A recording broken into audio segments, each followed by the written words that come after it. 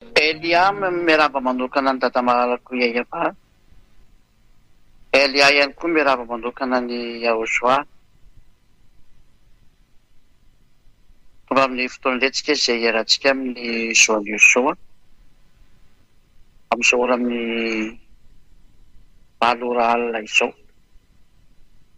Somary efa mihoatra kely moa lera fa tsy manino ihany koa zany. Mbola misy fandaminana kely izay natao. Raha tafaraka indray zao ny amin'ny teny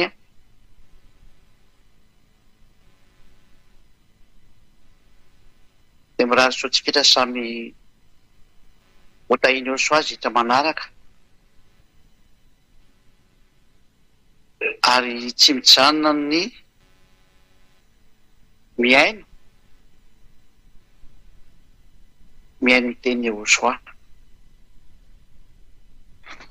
Tainao soa daholo itsika rehetra rehetra ny amin'izany rehetra izany ary. Voalohany teny aloha dia aty aminay zao amin'izao ora zao misy zava-maneno be manenoneny be mihitsy aty.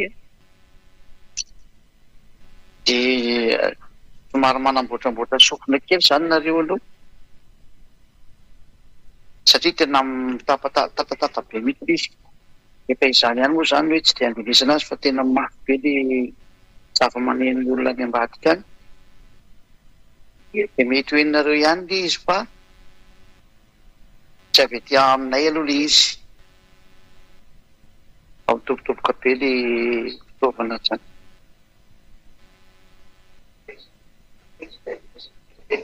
Ny teny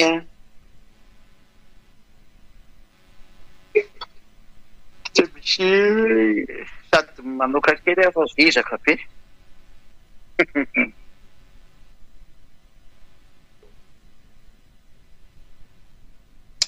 Ny teny fampiresahana aminareo indray androany ampianarin'ny Elianareo dia ny teny hoe tena avy any amin'ny lanitra marina ve zany Elia zany.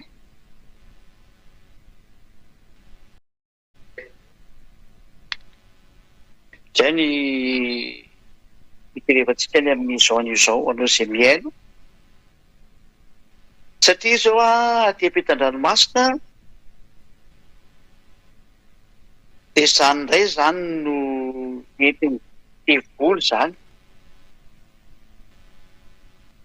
Manakana ny lalan'ny olona. Tena vitan'ny zareo mihitsy moa zany miteny amin'izao hoe vendrina be hono zany izay olona mino an'izany hoe zany Elia zany dia avy any amin'ny lanitra ka hoe ambasadôran'i Yahozoa. Hoe ny olona rehetra izay mino an'izany dia vendrina. Fa ny olona rehefa eto ambony tany tsy avy any amin'ny lanitra zany fa olona daholo io. Ary ny entin zareo anaporofona an'izay indray moa dia miteny akaiky hoe ahoana ry izy manambady. Fa raha olona avy any amin'ny lanitra zany tokony tsy manambady. Izay indrindra no resantsika zany androany.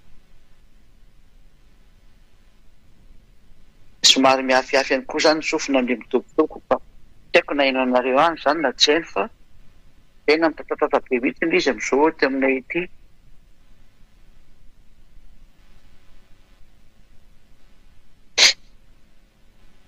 Tsy dia maheno nareo.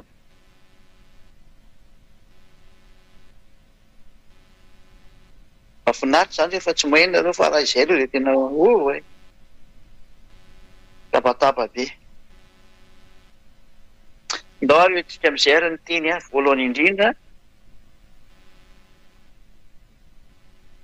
Inona ny fanamporofonina avy any amin'ny lanitra zany Elia zany. Ho resantsika ao anatin'ny testamenta taloha aloha. Ary ho tsindrintsika ato amin'ny tenin'ilay mpaminany Israelianina farany dia Yahozoa.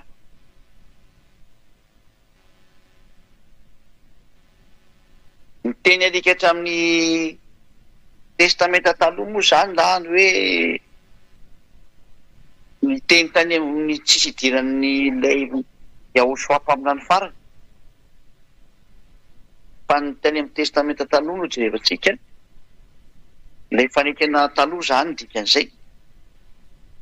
Dia mazava be mihitsy ny fanalanao dia hoe Andriamanitra tsy mihaino ny mpanota. Araka ny boky Nisea toko 150 andininy voalohany sy ny faharoa. Manomboka zany ny teny milaza mihitsy ny fanaporofona fa zany Elia zany ambasadorany Yahosoa dia tsy avy ety aminareo mihitsiny, fa raha avy ety aminareo izy dia tsy nafaka anareo tamin'ny fahotana. Ny porofo nefa mifafaka amin'ny fahotana ny olona izay miaraka amin'ny Elia dia ianareo izay dazy efa miseho manerana an'izao tontolo izao. Ianareo mihitsy ny vavolombelon'ny fahamarinana, fa tena misy ny fanafana amin'ny fahotana, misy ny afaka amin'ny fahotana ary tena tsy manota intsony. Izay sary izay efa hitan'izao tontolo izao dia porofo mitohaka amin'ny tendan'izao tontolo izao, na tiany na tsy tiany, na ekeny na tsy ekeny, na marina aminy na tsy marina aminy. Efa misy tokoa ny tsy manota intsony ary tena tsy manao ratsy intsony ary olona parfait. Ary izay sary izay mihitsy no midika fa efa tonga ilay avy any amin'ny lanitra ny lanitra noho ny amin'izao fanaporofona manaraka reko anareo izao.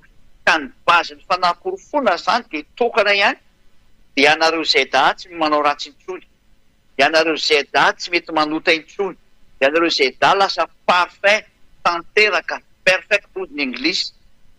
Zany rehetra zany ny fanaporofona ny sovitan'ny Yahosoa, ilay zanaky ny avo indrindra teo miazo fijaliana, dia entiny Elia ankehitriny amin'ity planeta teranareo ity, hoentina naporofona efa tonga mihitsy ny avy any amin'ny lanitra ny lanitra dia omenantsika amin'izay mitombo sy andininy.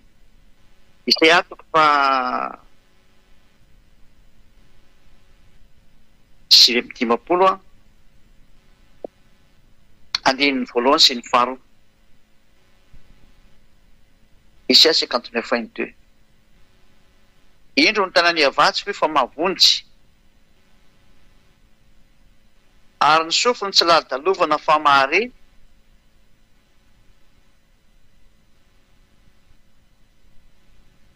fa ny heloka roa no hevitra mampisaraka anareo amin'Andriamanitrareo,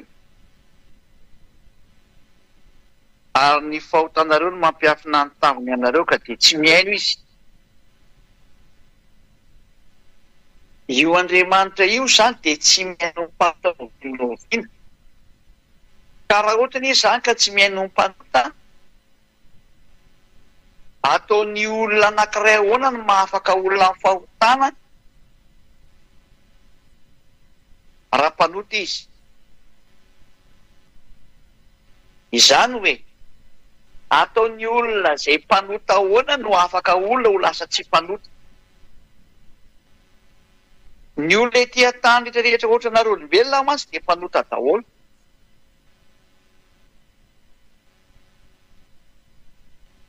Ary amin'ny mampanota anareo tsy possible mihitsy no lasa tsy mpanota izay miaraka aminareo. Fa matoa zany lasa tsy manota intsony izay miaraka amin'ny Elia. Zany Elia zany dikan'izay fa tsy avy ety aminareo.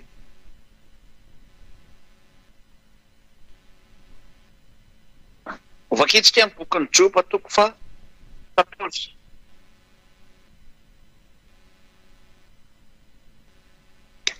Joba 14.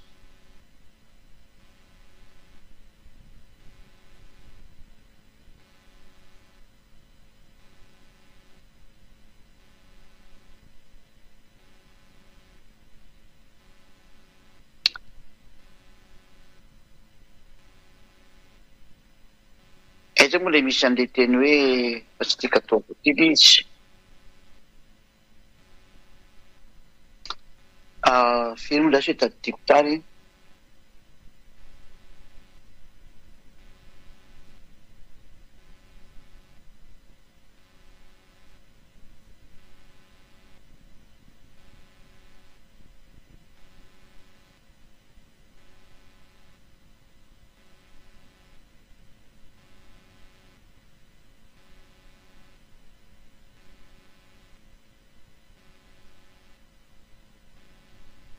fa voakitsy tadidiko izy hoe aiza izay olona maloto a raha fiteraka madio tsy haiko tadidinareo iny teny iny mba menana kely hoe zay teny izay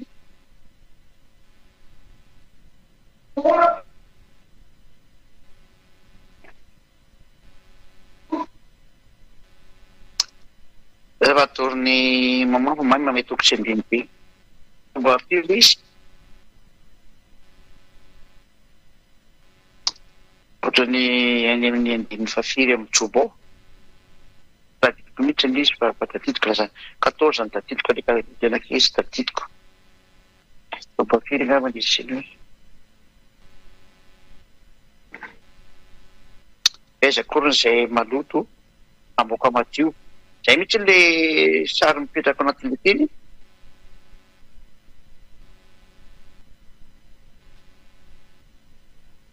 izy aloha karona kely izy ary aloha tsy 14 ka io indray resaka vehivavy miteraka ny dikany dia kely izy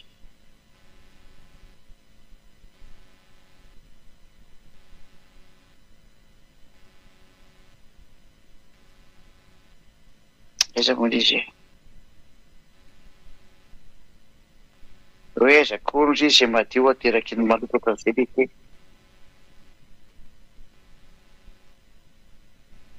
eny sy tadidiko mihitsy ny izy malefa kely aty io anareo izay mahay an'le teny fa tsy tadidiko mihitsy izy ty moa application fa tsy baiboly dia lasa tsy tadidiko mihitsy nle hoe aiza moa misy an'izy teny izy ka tsy izy indray tika teny ty mihitsy nisy kay aiza joba 14 ihany izy zakay izy fa safady aiza zavatra hafa mihitsy moa kay nita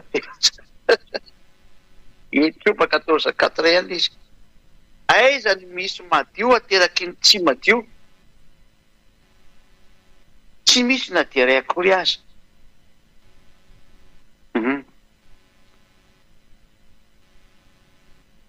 ny teny eto izany dia mametraka tsara mihitsy ny hoe tsy misy olona ho madio izany ka ateraky ny tsy madio izany hoe avy any amin'ny olona maloto izany tsy misy zavatra ho madio voaka mihitsy ny ao raha maloto izany Elia dia maloto automatika izay naterany dia olona miaraka amin'ny Elia zany ny dikan'izay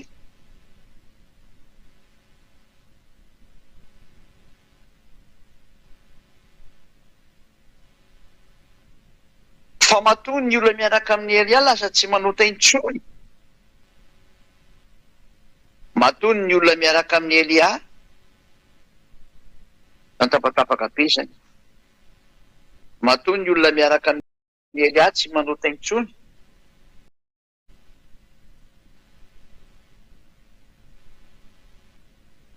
amboarina kely angamba le plasiny eny aminareo any satria eniko misy misy tapatapaka any aminareo any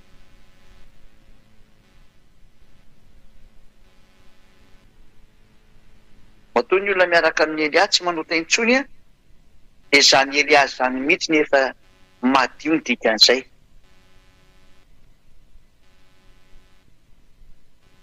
tsy tapatapaka ve ny aminareo any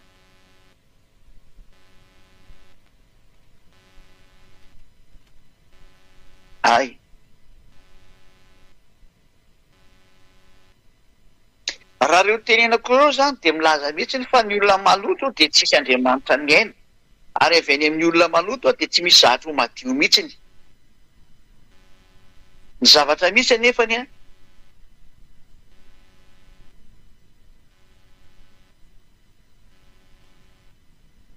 zay nge maheno hoe tapatapaka ny eny aminareo any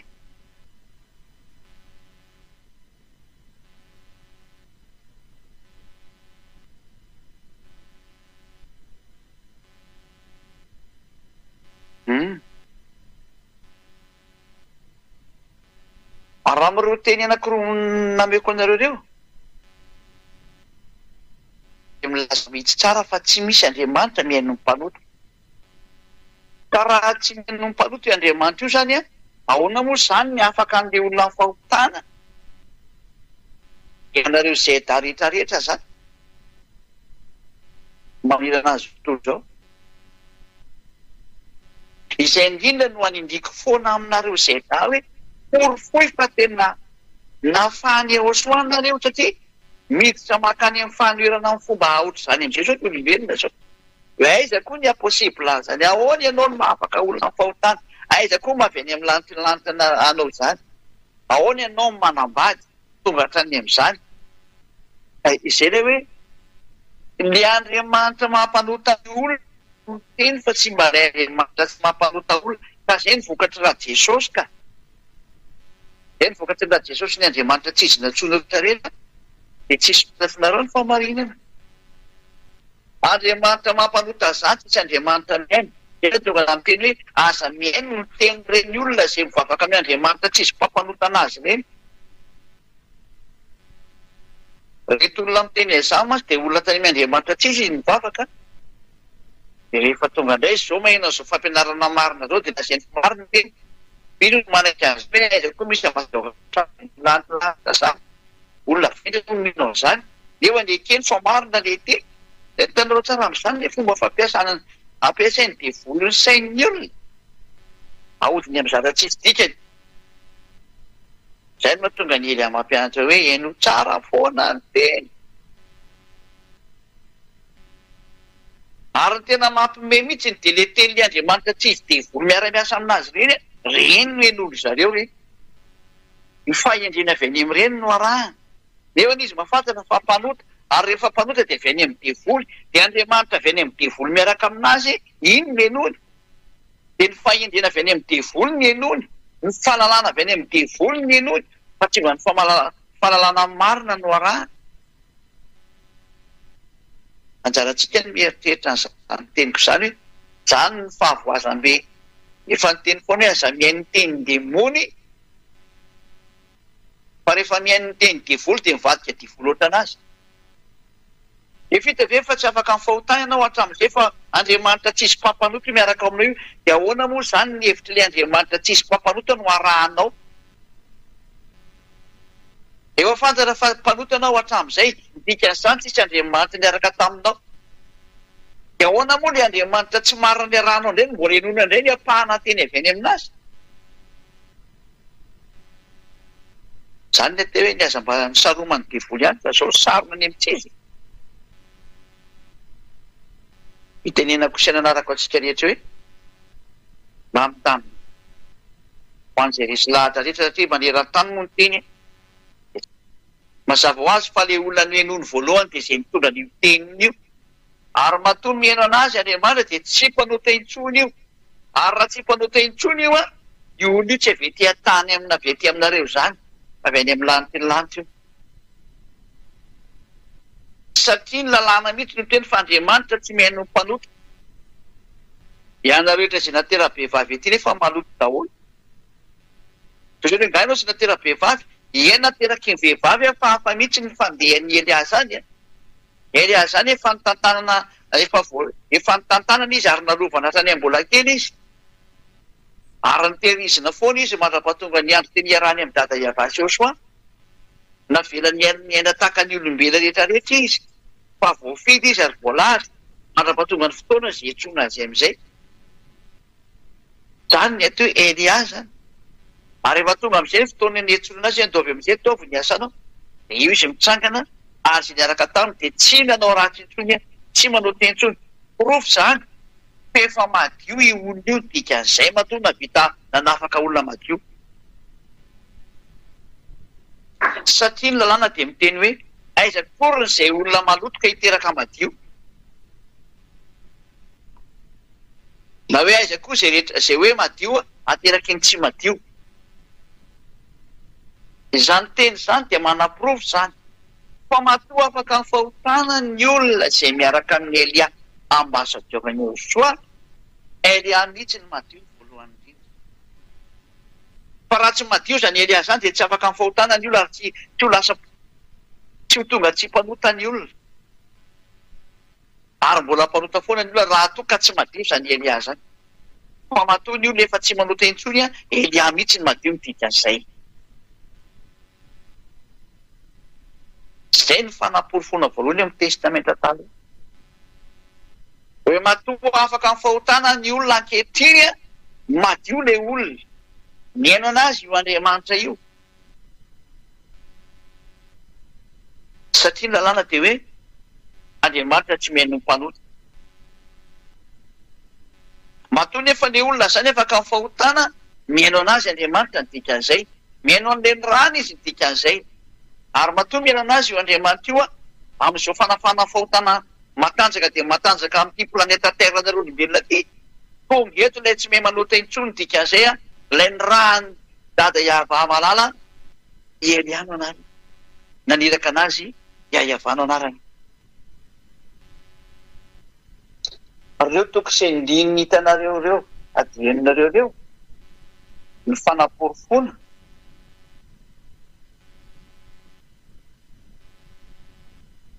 fa tena mandeha ny fanafana amin'ny fahotana. Mandeha zany hoe lasa tsy mahay manota intsony zany.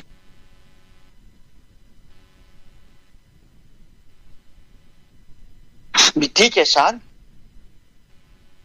fa tonga eto aminareo dia mitovy daholo ny patron dia.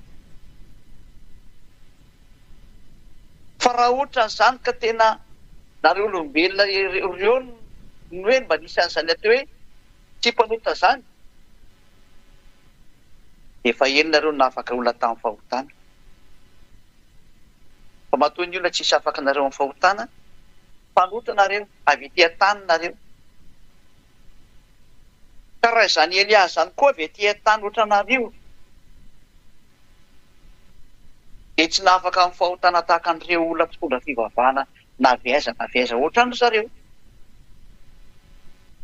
Fa matoa Eliana vitany nafaka olona amin'ny fahotana, lasa tsy mpanota intsony izay miaraka aminy, lasa tanteraka, dia tsy avy ety an-tany zany Elias zany, fa avy any amin'ny lanitry ny lanitra izy matoa miaino azy ny dadany, ary matoa izay miaraka aminy dia tsy manota intsony ary tena afaka amin'ny fahotana. Fa naporofona zany fa tsy vety aminareo izy. Ray izay teny izay. Niporofontsika amin'ny testamenta taloha ilay izy. Fa naporofona faharoa indray. Hoporofontsika amin'ny tenin'ilay mpaminany farany. Yahoshua no anarany. Ahoana indray ny tenin'ilay mpaminany farany Israelianina? Satria mpaminany Israelianina ny nareo teny. Io ilay fampianarana mandeha foana amin'izao tsika amin'ny teny izao. Araka ny Deutéronomia 18:15 hoe mpaminany Israelianina ny nareo, ary Yahoshua dia mpaminany Israelianina. Deutéronomia 18:15. Ahoana mipetraka an'izany teny izany? Hoe io ny tenin'ny mpaminany. Ary ilay mpaminany farany izay atao Yahoshua, ilay mpaminany farany Israely io Yahoshua io. Tsy n'existe teto amin'ity planeta terre ty mihitsy io taoriana na tsy nateo intsony ny Yahoshua sy ny apôstôly. Rava zany teny zany. Tsy n'existe intsony zany. Tsy nisy olombelona navita natanteraka an'io teny io, na iray azy. Afa tsy Eliary ihany. Eliary ihany navita natanteraka an'io teny io aza manota intsony. Fa naporofona faharoa. Fa tsy avy ety an-tany avy ety aminareo ity zany Elias zany fa avy any amin'ny lanitra ny lanitra izy. Atỳ navita natanteraka an'io teny izy hoe aza manota intsony. Ny olombelona rehetra izay ety an-tany nateraka ny vehivavy tahaka anareo ety an-tany, dia mitovy lenta sy kilasy anareo, tsisy nafaka amin'ny fahotana anareo. Elia kosany dia niaraka taminy afaka amin'ny fahotana. Izy ianao koa nke zany nateraky ny vehivavy nefa ny maloto e. Ny resahana eto nateraky ny vehivavy dia eo tsy nafaka tamin'ny fahotana. Tsy afaka tamin'ny fahotana izy. Fa Elia tena afaka tamin'ny fahotana sady nafaka tamin'ny fahotana. Satria tsy avy ety aminareo izy fa avy any amin'ny Yahoshua, avy any amin'ny lanitra ny lanitra izy. Ahoana ny fanaporofona aminareo ataon'ny Elia fa avy any amin'ny lanitra ny lanitra izy. Zao no nalàna navoaka an'io Yahoshua mpaminany farany. Azo romenany alika izay masina.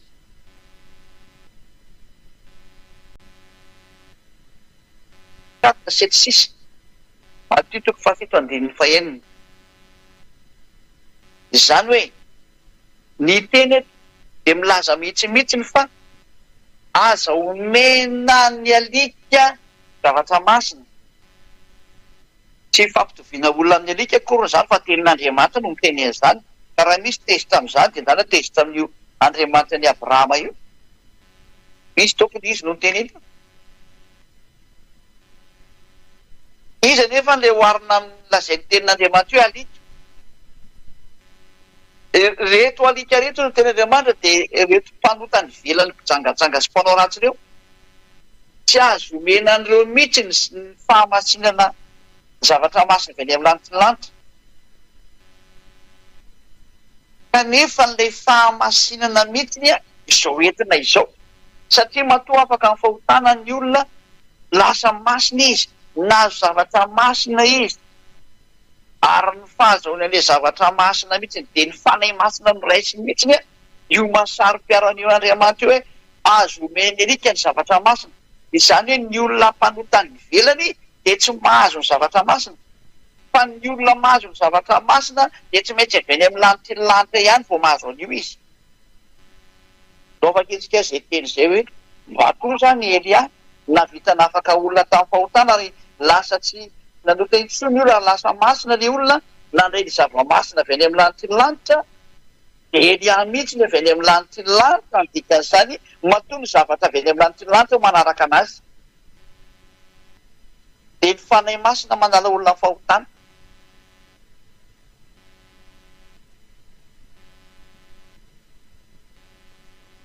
Apokalipsy toko 2:20.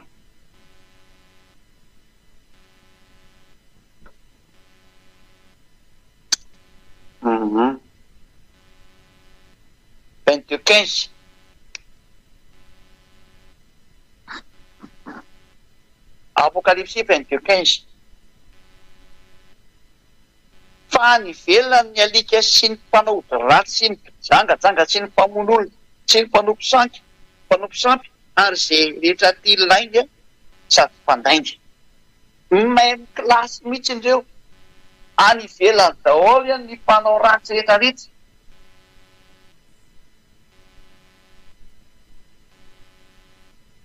Any ivelan'ny fanjakan'Andriamanitra. Araka ny teny alika hatrany Apokalipsy 21:27 hoe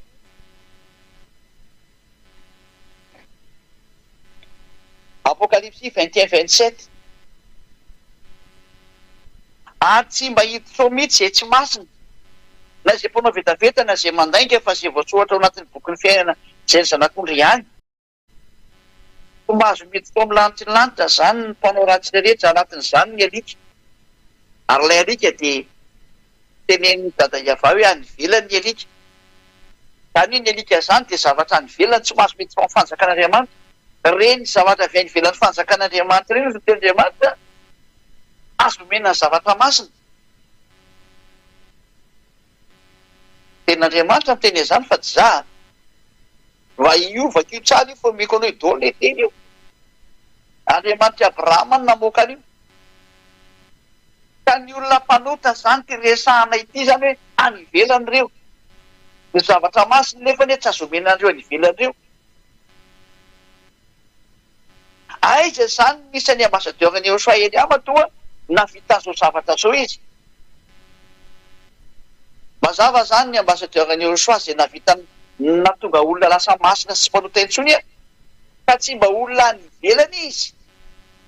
Any ivelan'ny fanjakan'Andriamanitra fa ao amin'ny lanitra izy. Avy any izy ny dikan'izao.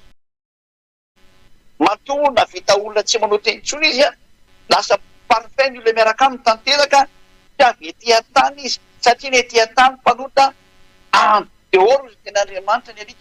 Dehoro reny. Zany hoe tsy ao amin'ny lanitra reny. Ny tsy avy any amin'ny lanitra reny dia dehoro tsy mahazo mitondra zava-masina. Matoa Elia navita nahatonga olona lasa masina tsy manao ratsy intsony Elia avy ao amin'ny lanitra ny dikazay fa tsy mba dehoro zany izy fa tena à l'intérieur izy. Dans le ciel des cieux. He is from the heaven of heaven. Hozy ny anglais. Il est venu du ciel des cieux ozy ny frantsay. Izy dia avy any amin'ny lantilanitra. Satria ilay fanjakantsika dia any amin'ny lantilanitra fa tsy etỳ an-tany. Ka raha hoe any ivelan'ny alika any ivelan'ny fanjakan'Andriamanitra ny dikan'izay.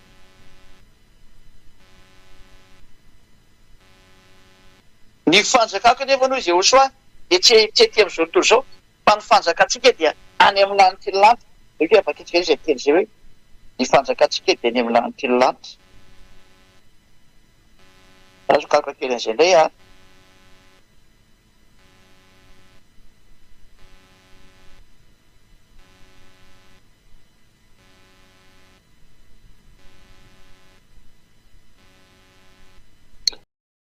Hitantsika izy Philippians 3:20. Philippians 3:20. Fa ny fanjakantsika dia any an-danitra. Io zany eo any amin'ny lantilanitra. Ary ihany koa no endrakantsika mpamonjy dia Josoa tombo. Mazava be zany fa le hoe any ivelany dia any ivelan'ny lantilanitra ny dikan'izay.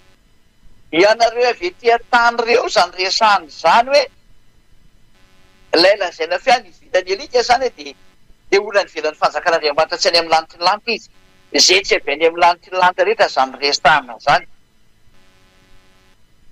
Na ry olombelona kely etỳ an-tany zany tenenina amin'izany resaka zany. Zany mahatonga nareo tsy mafaka mifahotana olona io. Tsy afaka fahotana amin'ny olona mihitsy nareo satria nareo avy etỳ an-tany. Philippians 3:20. Ianareo izay avy etỳ an-tany dia tsy afaka olona fahotana zany no oviana no oviana. Ary zany mahatonga nareo tsy nahavita nafaka olona fahotana. Satria nareo any ivelan'ny lantilanitra nareo. Fa rehefa tonga amin'izay ilay avy any amin'ny lantilanitra, nanaraka anazy ny zavatra avy any amin'ny lantilanitra mafaka amin'ny fahotana, dia ny fanahy masina izay resana aminareo, dia io ny olona fa tsy mahay manao ratsy intsony tokoa. Ary tena zany fa Elia matoa nafaka olona fahotana, sy ny apôstôly maty dia tsisy intsony ny fanafana fahotana. Zava-doza no nataonareo olombelona, novainareo ny anarana marina. Zavatra hafa no tomponareo. Andriamanitra tsy izy daholo no tomponareo. Mpiara-mamindra amin'ny devoly no tomponareo. Io ny zava-doza nahazo anareo io. Noho izany fanamporofonina mazava be izay tena izay matoa afaka amin'ny fahotana zany ny olona miaraka amin'ny Elia, dia tsy olombelona tahaka anareo izy dikan'izany fa avy any amin'ny lantilanitra. Satria ny avy any amin'ny lantilanitra ihany no mahazo ny zava-tsoa avy eo amin'ny lantilanitra.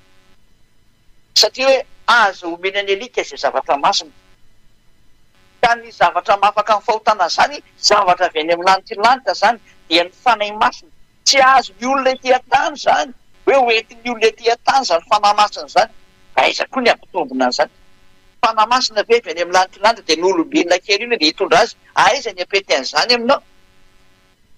Ianao manoto dia ny zavatra hoentinao masina tsy mahay manao ratsy intsony, lasa parfait. Afaka amin'ny fahotana, efa lasa tsy namana intsony, efa tonga ny any amin'ny lantilanitra, izany no midika. Fa tonga dia avy any amin'ny lantilanitra. Io izy io hitanareo io sariny io. Za izay miteny io, Elia io.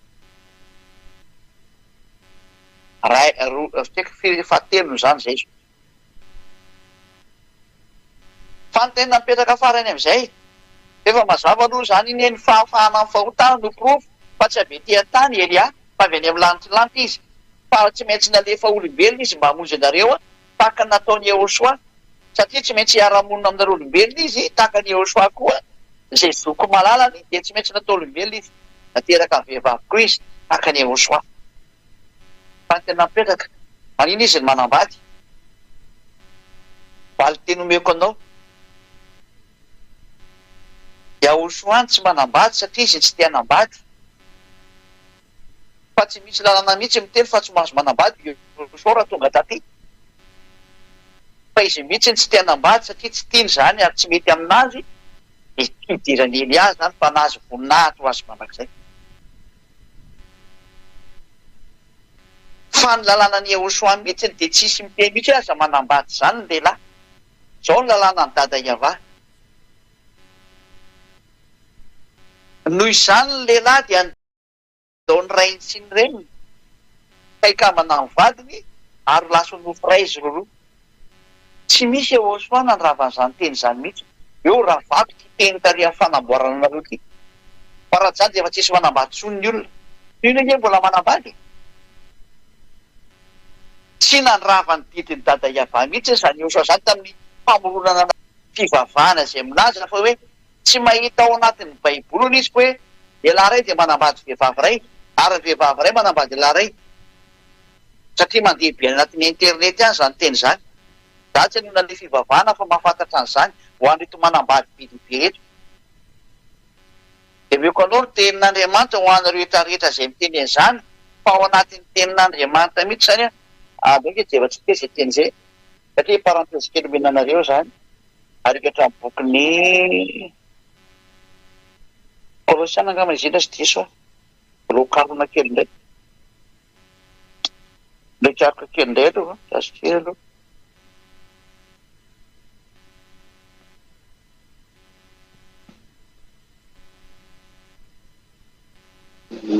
Azo aloha tena tsy efako misy tsy tany.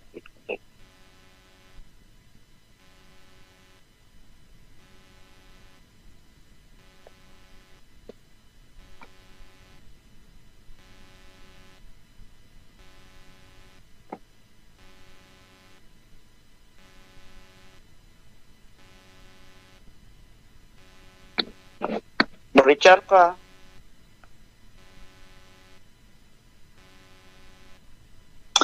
Korintianina voalohany moa fa tsy Korintianina voalohany 7:2. Korintianina voalohany 7:2 dia amin'ny teny frantsay. Toutefois, pour éviter l'impudicité, zany hoe mba hialana amin'ny fijangajangana zany que chacun ait sa femme. Que chacun ait sa femme. Cela veut dire que un homme, un mari, doit seulement avoir une femme. Zany hoe lehilahy ray manambady vehivavy ray. Et que chaque femme ait son mari. Donc une femme doit se marier avec un seul mari, un seul homme. Et lehilahy ray ho an'ny vehivavy satria mandrara lalàna fototra nataon'ny dada Maria Iavany zany. Ka ely ihany dia nisafidy ny hanambady. Tsy misy fandika-ndalàna mihitsy zany na ny kely azy. Fa ataovy ray fotsiny ny vadinao. Fa ny vadiko dia anankiray. Dia mety be mihitsy zany. Tena tsisy olana mihitsy zany. Nanaraka lalàna tsara mihitsy zany. Lalàna ny famoronana ny olombelona izay lasa ny vadik'olombelona tety. Fa zany na dia avy eny amin'ny lanitra zany. Za koa nataony dadako Iava ho lasa olombelona dia manaraka lalàna amin'ny tany amin'ny maha-olana tsisy olana mihitsy zany. Dia teny ianao hoe ka ahoana ary ny voalaza teny Andriamanitra hoe tsisy manambady ny avy any amin'ny lanitra fa tahaka ny anjely. Fa le anjely ange tsy nivadika olona. Tsy nisy anjely navadika olona zany tety aminareo tety.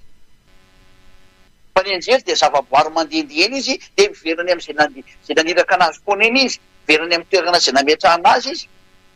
Izay ny atao hoe anjely. Fa tsy nivadika olona ohatra ny Eliary zareo. Fa Eliary nivadika olona. Natao olona mihitsy ny Eliary. Dia izany mahatonga ny afaka manambady Eliary satria izay ny tiany Eliary. Ary izay koa nandaminana ny lalany dia bety izy manambady. Misy olana mihitsy izany. Ary ny dadako ilay naniraka ny fanahy masina niaraka tamiko nankaty. Ilay nanendry anahy izy mihitsy miteny hoe dalanao manambady. Inona ny olana amin'izany? Nanaraka lalàna mihitsy izay. Ary ny fanarana lalàna tsy midika hoe fahadisolana fahotana. Autorisé zany avy any amin'ny lanitra ny lanitra. Dada Maria Iava mihitsy nametraka an'izany lalàna zany. Fa napetra fotsiny hoe lehilahy ray manambady vehivavy ray. Ary vehivavy ray manambady lehilahy ray. Izay ny lalàna ny fanambadiana. Rehefa manaraka an'izay ianao dia tsisy fahadisolana. ka izay ny valy teny menan'ilo hoe Elia kory de toe anjely maso de tsy hita maso izy fa mandehindehany izy ka ireo lay teneny eo sao hoe fa amin'ny fitsangana amin'ny maty de tsisy tsony manambady na voka-pakarona fa tahaka ny anjelany amin'ny lanitry ny lanitra izy ka le anjelany amin'ny lanitry ny lanitra tsy mipetraka ety an-tany navadika olombelona fa zareo de anjely tsy olona izy fa anjely ka raha ataotsika hoe tsy mbola nivadika olona de tsy mahazo manambady raha Elia zany tsy mbola nivadika olombelona ohatran'izao hitanareo zao hoe mihinam-bary miaraka ohatrany miara mandeha amin'ireo ambony tomobily hita maso miresaka azo resitahana raha ohatran'izay ny Elia ka tsy mbola misy ohatran'ny olombelona tahaka an'izao nateraky ny vehivavy de zay na toe tsy mahazo manambady izy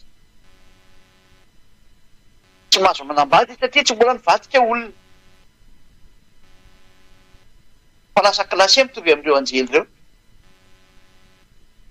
de ny anjelany tsy mahazo manambady satria tsy mbola nivadika olona tsy mbola niova olona zany izy fa raha vao iny foa izy niova olona de manaraka nalàna ny olona izy vitan'izay ka Elia efa lasa natao olona de manaraka lalàna ny olona izy de afaka manambady izy araka ny safidiny ka ny nandefa nanambady de ny dadako iava ary ny zoko atao hoe Yahosoa teny hoe dala no manambady fa izay ny mety aminao de nanambady Elia ary tsisy lalàna manohitra an'izany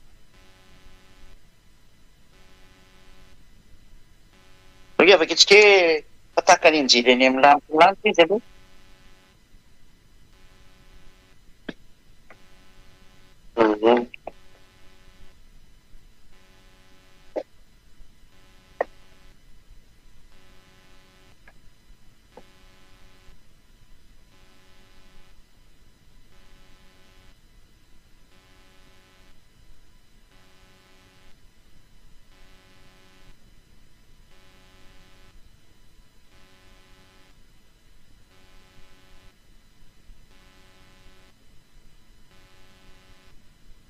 Saritako kely zay de maneho Matthieu any izy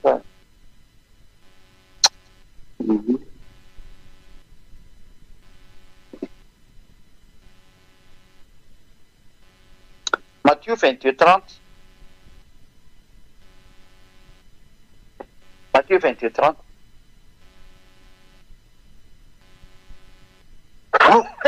divona kely ary olona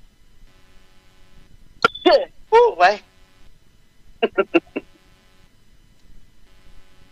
misy gripa be mihitsy manafipaika ty amin'ny faritra be aminay aty zao efa tonga de mihevonevona be mihitsy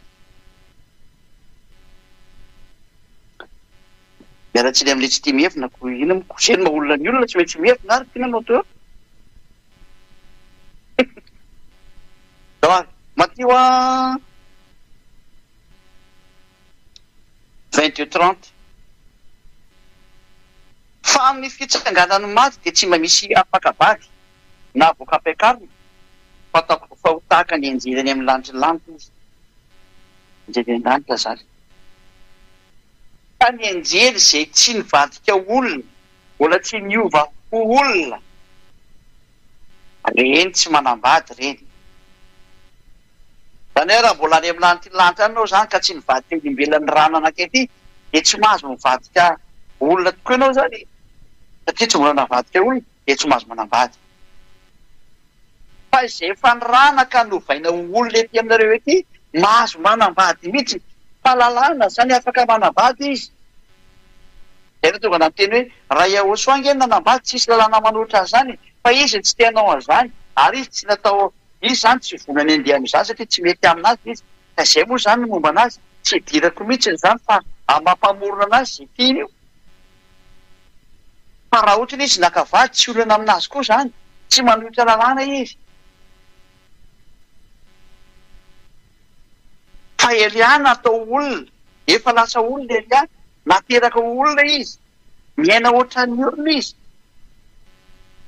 tonga manambady izy dikan'izay rehefa afaka manambady izy ina ny olana aminao am'izay eto anateny lalàna izy ake miteny fa tsy mahazo manambady Elia lalàna izy atao fanjakana masina atao amin'ny Yahosoa tsy misy an'izany ato afaka manambady tsara mihitsy izy ary tena mahazo mihitsy izy fa tsisy lalàna manohitra an'izany ka izay zany mivaly teny am'lena enao amin'ny teny hoe ahoana moa anao manambady raha avy any amin'ny lanitra naoko mihitsy anao manambady tsisy lalàna manohitra an'izany mihitsy eo amin'ny eo sao fa mety be ary zany satria ny lalàna ny dada Iafady hoe manambady ny lehilahy misaraka amin'ny ray aman-dreny dia manambady izy lalàna tsy maintsy atao zany raha lehilahy ianao ka zany tsy vehivavy fa lehilahy dia manaraka an'izay zany dia tian'izany fa raha zany lasa sarim-bavy ka tsy mety zany za tsy sarim-bavy fa tena lehilahy mihitsy dia manambady pirofo fa lehilahy dikan'izay ary narako lalànan'ny zoko malalako Yahosoa dia ny lalàna narako dia hoe manambady ray ihany za ka vehivavy ray mivadiko manaraka lalàna mihitsy ary tsisy lalàna manohitra an'izany mihitsy eo na andray aza tsy misy hoe rehefa miaraka amin'ny Yahosoa nareo na avy any amin'ny lantsilantsy reo dia aza manambady fa tsy mahazo manambady tsy misy an'izany ao a tsy miexiste ao mihitsy zany na ny kely ara fa mateo anao tsy manambady a safidinao zay ary ny safidinao samy manana ny safidiny ka ny any safidiko ny dadako amin'ny teny zany nao manambady fa izay ny mety aminao dia nanambady zany ary tsy misy lalàna manohitra an'izany ary mety be zany tsy mahita zavatra manahirana amin'izany ka izay le valy teny ho a averiko tsara ho anareo le miteny hoe raha avy any amin'ny lanitrilantry naoko mihena manambady ko lalàna zany lalàna mihitsy ny ara ty no arako fa vehivavy ray fotsiny tsy maintsy vady dia manaraka ny je fa azo atao tsara raha manambady ary tena fanaporofona ny teny dadamara Iavà zany fa rehefa ianao misafidy hoe tsy hanambady ka safidinao indray tsisy manohitra an'izany safidy io manambady ianao safidinao zay tsy manambady ianao safidinao zay fa mahazo manambady ianao fa kosa raha ihany ny vadinao fa lalàna zany fa ao amin'ny Yahosoa tsy misy hoe voarary ianao manambady tsisy an'izany fa raha safidinao le izy zay fa raha miova indray ny safidinao za nambady sikolana zany safidinao zay eo a tsisy mabedy ianao an'izany mihitsy manambady ianao tsy bedy manambady ianao tsy bedy fa safidinao zay ka lalàna zao arahana zao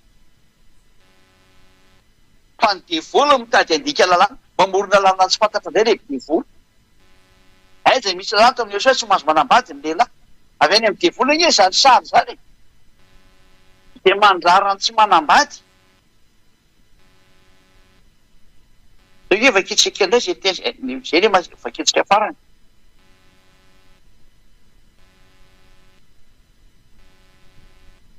traka kely am'izay aloha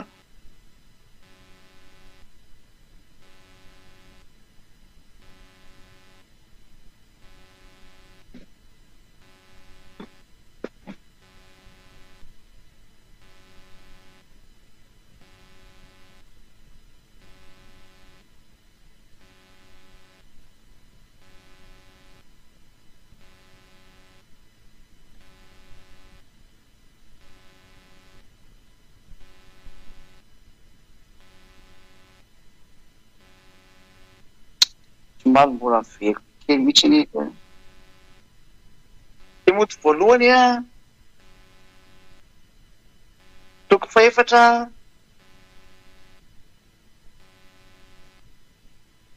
lasony hoe anao vetsikely le anateo misy teny mafiso kely tia Timoty voalohany toko fahatelo a andiny faharoa ambin'ny folo Timoty voalohany a 3:12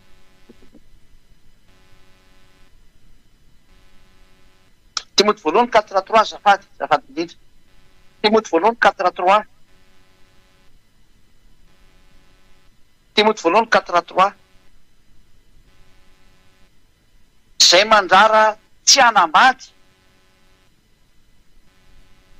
anao mavaketsika misy andininy voalohany sy ny faharoa fa ny fanahy milaza marina Timoty voalohany toko faefatra andiny voalohany ka hatramin'ny fahatelo fa ny fanahy milaza marina fa amin'ny andro fivoriana dia emotra amin'ny finoana ny sasany manaiky fanahy manitaka tsy fampianarany demonia amin'ny fiatsaram-belatsy ny mpilaza lainga ka voapetaky ny vy mamay ny fieritreretana sa misy olona mampianatra zava-doza zany ty olona fanahy mamitaka ny eo anatiny eo zany.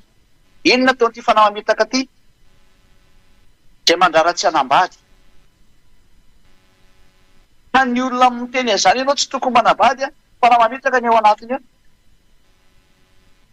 Izay olona miteny an'izay fanahy devoly ny eo anatin'izay olona zay. Dia mandrara ny ilay hoe ahoana ianao manambady? Zay manko hoe ianao tsy mahazo manambady. Dia izay olona zay zany izay miteny an'izany fanahy mamitaka ny eo anatiny eo. Satria mandrara ny programa ny dada Iava amin'ny olona namboarina. Ka rehefa nisy olona ny programeny dada Iava ho tonga olombelona ary lasa lehilahy dia mahazo manambady izy. Fa ny mandrara ny lehilahy anankiray tianambady dia olona fanahy mamitaka ny eo anatin'izay olona mandrara zay. Ka mety rehetra zany izay manao izay hevitra izay rehetrarehetra.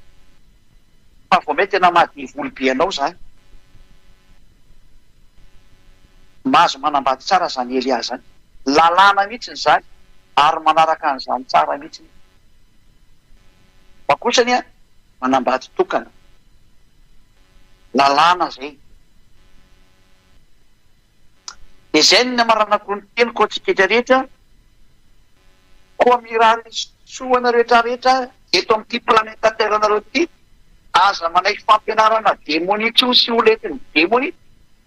Fa manarahany Elia zay. Mazava aminareo zava-drehetra zao. Alefa ny devoly taolo ny hevitra rehetra zao dia mandeha ho azy koa ty mivavaka. Izy aminazy fa raha avy any amin'ny lantilanty Elia dia tsy afaka manambady izy le fety. Elia nge lasa olombelona. Fa raha tsy mivadika olombelona kosa ny Elia dia tsy mety zay hevitra zay. Fa raha vao lasa olombelona izy dia tsy maintsy manaraka ny lalàna ny maha olona anazy izy. Fa lalàna zany raha avy any amin'ny dada malala Iava ny lalàna amin'ny maha olona ny olona dia tsy maintsy arahana zay. Ny tsy fanarahana zay kosa dia bedy. Fa raha ianao indray no misafidy izy misy namana makivaky amin'ity fiainana ity mila namana ity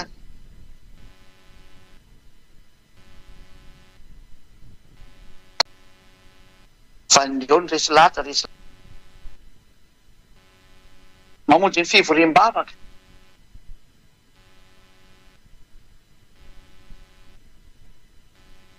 Aza misy mitaraikiraiky any an-trano antsony. Fa tonga daholo manome voninahitra ny dada Iava Joshua mamonjy ny fivoriam-bavaka amin'izay any amin'ny fiangonana. Fiangonan'i Yahosoa izay misy any Elia ambassadeur-n'i Yahosoa. Tadiavo izay Elia zay ambassadeur-n'i Yahosoa. Dia miraso tsika samy tainao soa ary hivavakitsika. Sotra betsaka dada mala Iava. Sotra betsaka ny amin'izany teninao zany. Ny amin'izany fampianarana nomenao zany. Fampahafantarana an'izao tontolo izao ny fahamarinana avy any aminao. Dia ny fototra avy any aminao.